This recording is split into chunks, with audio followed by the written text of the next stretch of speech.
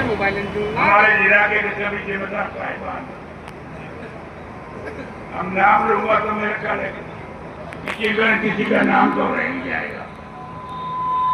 इसलिए मैं सब कुछ यहाँ बैठे हुए आदमी को जो स्टेज पर बैठे सबका स्वागत करता हूँ और इलाके से आए हुए, दूर दराज से इलाके से आए हुए सभी इलाके के जिम्मेदार साहिबान, मैं आप सबका यहाँ आने पर स्वागत करता हूँ। साथियों, ये सही बात है, जिस दिन से मैंने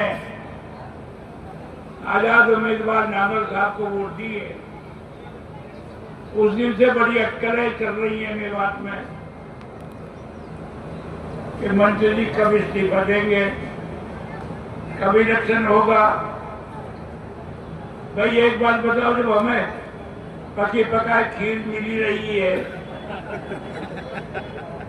तो हमें इस्तीफा देने की क्या जरूरत है? मंत्री साहब, क्या जरूरत है?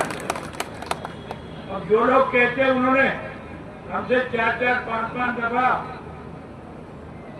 कुर्सी तो लड़के देख ली, अभी भी उनको नाम मन भरे, अगर उनको नहीं मन भरे वो जब नजदीक तो सोच आ जाए मुझे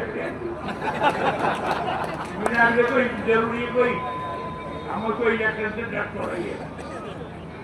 और देखो, जहां तक ये आज मौजूदा मौके माने मुख्यमंत्री चौधरी नारायण सिंह टेणी का संबंध है, इससे पहले मनोहर लाल जी भी हमारे हरियाणा प्रदेश के मुख्यमंत्री रहे। बाकी देश के अंदर जो उनका रवैया रहा वो किसी से छुपा हुआ नहीं है पार्टी का, लेकिन मनोहर लाल जी ने हमेशा सारी चीज को देखते हुए सबको सम्मान दिया, सबको रोजगार दिया और सबको इज्जत के लिए पूरे देश में शांति और विकास के काम कराए, शांति स्थापित की। इसलिए साथियों, देखो, मेरा तो मामला आपको पता होते तो अच्छे पीछे आदमी का कुछ पता नहीं पड़ता, लेकिन खास तौर से मैं बीमार हूं, इसलिए मैं कह रहा हूं मेरी जब आई आखिरी नुमाइंदगी आप ये मान के चलिए, और तुम्हारे इलाके ने पूरे हल्कों ने और खास तौर से पुराने से नीचे इस बारी जो मुझे समर्थन दिया वो रिकॉर्ड तोड़ समर्थन दिया। इसलिए मैं आपका जो मेरे मन में थी, आपका एहसान तो शायद मैं नहीं चुका पाऊंगा, लेकिन ये जो मैंने कदम लिया है, एक बात बताओ, मैं आपसे खुले मन से पूछना चाहता हूँ, मुझे 40 साल हो गए, 40 साल में कोई रिश्वत का दाग बता सकता है? और बताओ भाई, कोई 40 साल में कोई रिश्वत का दाग बता सकता है?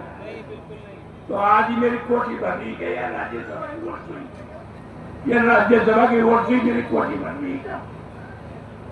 अगर मैं ले भी लेता ये भी खर्च हो जाता, लेकिन जो चीज हमारे वालिद साहब ने कमाई थी और जो हमारा 40 साल का रिकॉर्ड है, तो साथियों ऐसा कुछ नहीं है।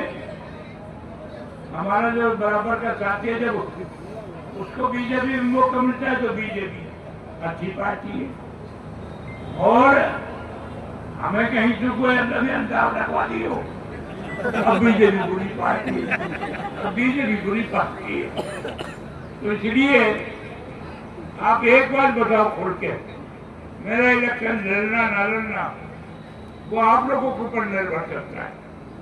अगर आप कहोगे तो मैं इस्तीफा दे दूंगा और इलेक्शन लड़वाएंगे, अगर आप चाहते हो। और मेरी अपनी राय ये है कि भाई अगर बगैर इलेक्शन के हमारे बाजे बच्चा इलाके की सेवा हो जाए, काम हो जाए, तो वो ज्यादा बेहतर है।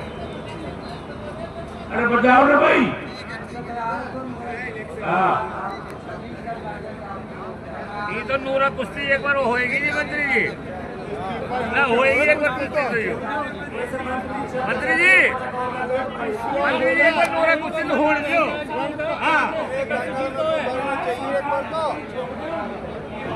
इसको भी मैं सीएम साहब के ऊपर छोड़ता हूँ। हाँ सीएम साहब चाहेंगे अगर इलेक्शन लड़वाना चाहेंगे तो इलेक्शन लड़ेंगे और बगैर किसी इलेक्शन के जो हमारा काम चल रहा है या विकास को सम्मान मिलेगा तो हमें जरूर क्या इलेक्शन लड़ने ठीक है।